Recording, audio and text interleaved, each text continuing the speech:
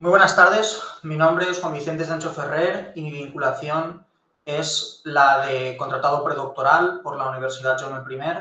el Grupo de Investigación de Historia de los Espacios Hispánicos y Americanos y el Centro de Investigaciones Históricas de América Latina. Para el tema que nos ocupa, vamos a hablar de las estructuras del poder eclesiástico y la evangelización religiosa en el Virreinato del Perú durante la crisis de la modernidad, desde el año 1750 al 1800 aproximadamente.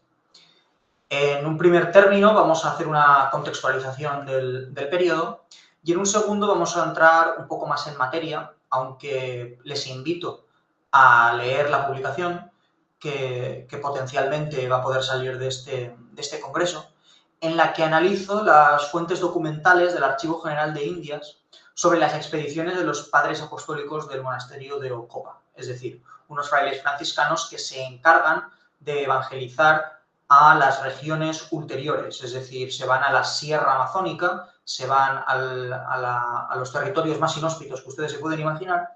a tratar de convertir al cristianismo a una serie de gentes, las cuales tienen nociones a veces básicas, a veces escasas, a veces nulas, de lo que es la teología cristiana, pero que a su vez habitan en territorios que tienen un interés mayúsculo en lo concerniente a la explotación de recursos naturales. Y por lo tanto, las fuentes documentales que en la publicación se van a tratar son fuentes documentales del primer orden porque son diarios de expedición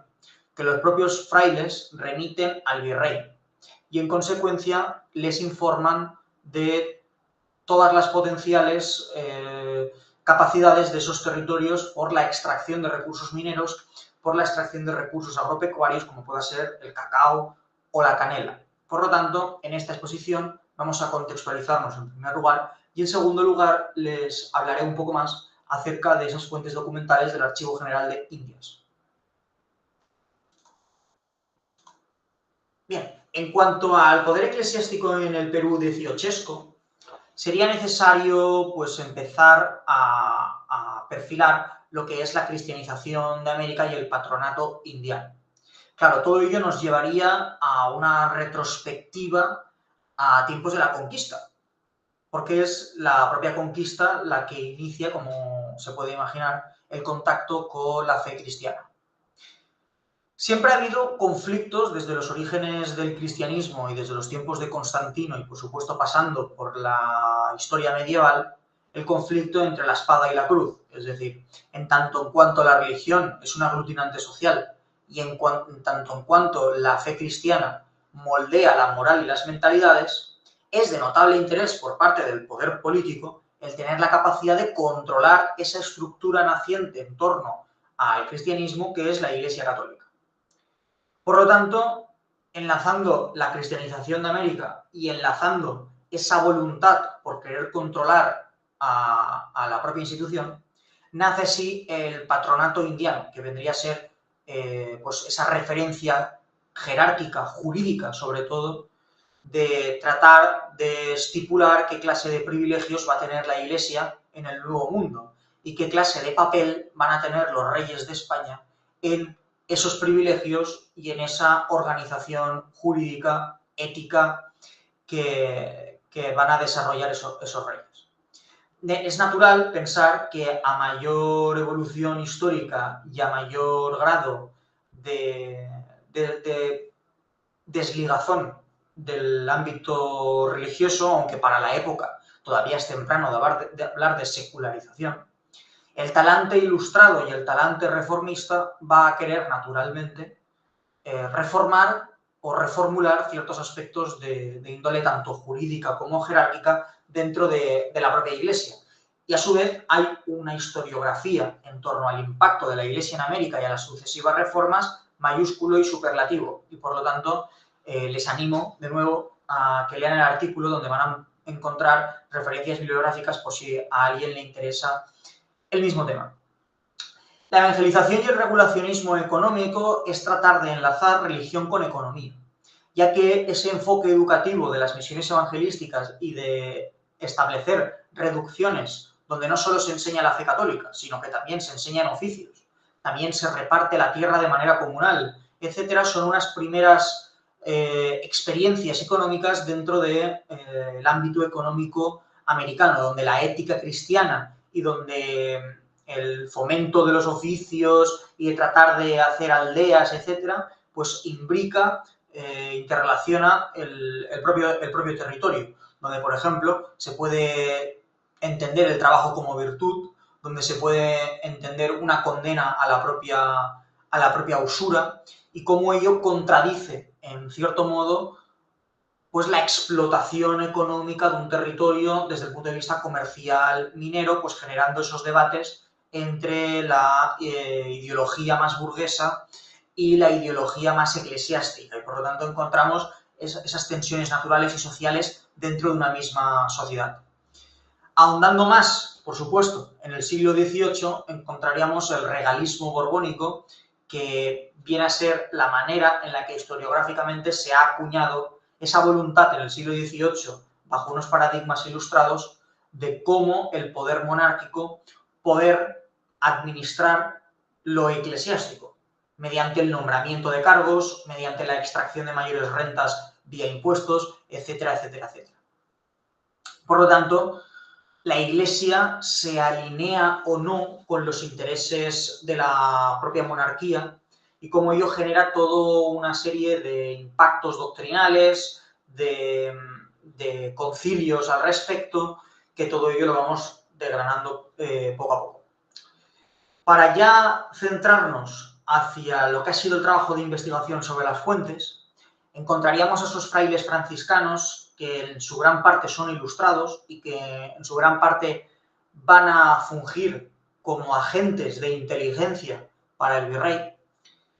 que se van a ordenar en torno a unas misiones evangelísticas que va a organizar el monasterio de Santa Rosa de Ocopa, que son unas misiones cuyas fuentes documentales abarcarían desde 1700, los años 60, 70, aunque con poca iniciativa, o mejor dicho, intensificada a medida que va avanzando el siglo. Y ya para los años 90 de ese siglo XVIII encontramos grandes viajes, grandes exploraciones, que yo pude leer en el Archivo General de Indias, ya que están escaneados y son los propios diarios de expedición de esos frailes, en los que viven un sinfín de desventuras y de avatares que a su vez van informando sobre la potencial política, sobre la potencial economía, la potencial sociedad, etcétera, sobre esas regiones amazónicas. Esos frailes, además, cartografían esa Amazonas y entregan su vida a una causa que ellos creen justa. Son unas personas de frontera no solo espacial, es decir, más allá de Lima y el Amazonas, sino que también son de frontera temporal, un viejo mundo que está en decadencia y un nuevo mundo que está a punto de emerger, pero también es una frontera cultural, puesto que estamos hablando de personas que han hecho de su propia identidad la fe cristiana y que a su vez tienen que evangelizar a personas con un conocimiento nulo o que provienen de culturas diametralmente opuestas. Por lo tanto, estamos ante la frontera total. La introducción a las fuentes primarias, me gustaría hablar de ese eje central o de esa metodología que yo he utilizado, que es el análisis de esos diarios, manuscritos de evangelización que también tratan de conocer el territorio peruano de finales del 18. Al final estamos hablando de un corpus enorme, un corpus de cartas virreinales que están en el Archivo General de Indias bajo la asignatura de Lima, también de mapas misioneros,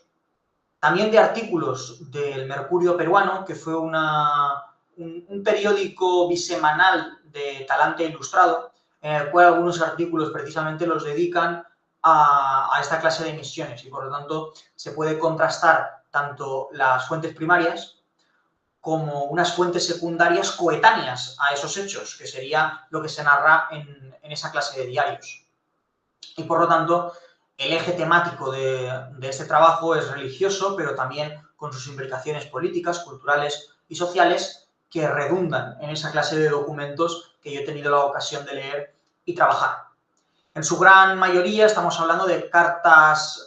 virreinales entre el propio Teodoro de Croix con el secretario de Indias, donde le remite esos documentos que a él le han llegado por parte de los frailes, y si ustedes leen la publicación van a encontrar una relación de todas las fuentes documentales que yo cito y que analizo y que examino, y que a su vez me gustaría también enlazarlo con otra exposición que ustedes van a tener en este simposio, que es sobre inteligencia artificial, el análisis de la metadata extraída en esos diarios de expedición y cómo el historiador tiene nuevas herramientas para utilizar.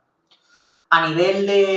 del impacto que tuvo los mapas y los artículos complementarios, pues analizamos esas rutas, analizamos las propias amenazas, analizamos cómo el discurso se integra dentro de esos viajes, de esos grandes viajes de Manuel de Sobreviela y Narciso Girbal y Barceló, que son los protagonistas de esta clase de documentación.